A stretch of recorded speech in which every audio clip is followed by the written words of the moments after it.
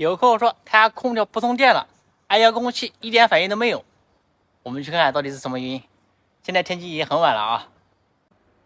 就这个空调，品牌是个日立的，直接拿遥控器来试一下，没有任何的反应。智能，不过遥控器是有显示的。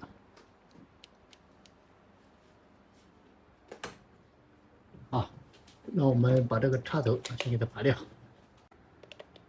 再插上去，看一下这个导航板有没有反应，也不自动关闭。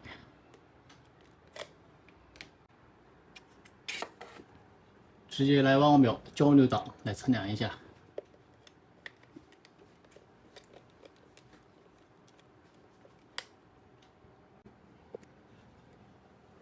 表点有的，那说明问题出现在空调里面，直接拆开。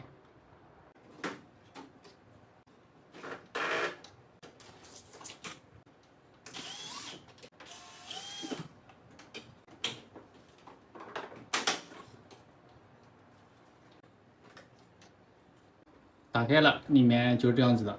像这个问题啊，基本上就是这边线路、电路板有问题啊。不过像这种日立的空调，一般的都有个通病的。这个通病，也就是说是这里面一个电机保护线路有问题，也就是说是这一根。这边等于说就是一个保险，检测电机温度的。当电机温度过高或者过牛，这个保险就会烧坏。所以说我们直接把这个拆开，测量一下这边。把外网表调到风鸣档，直接来测量一下这个插头。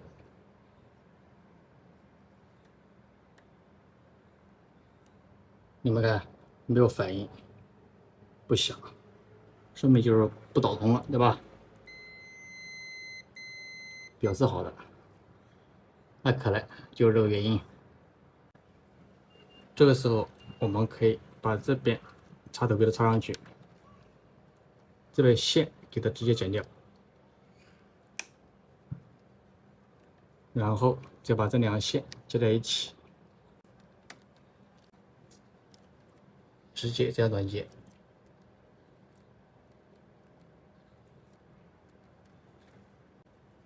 这样用胶带给它缠起来。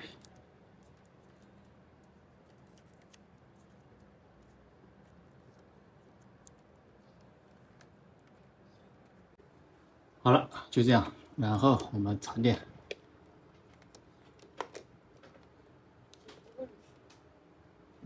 你们看，这个电机已经在转了，看到吧？说明已经有反应了。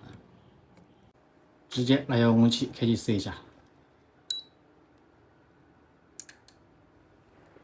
好了，这个灯已经亮了啊，风轮也已经转了，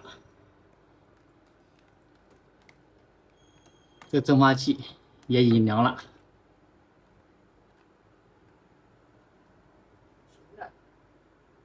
好了，基本上也就没什么问题了啊。对，可以了。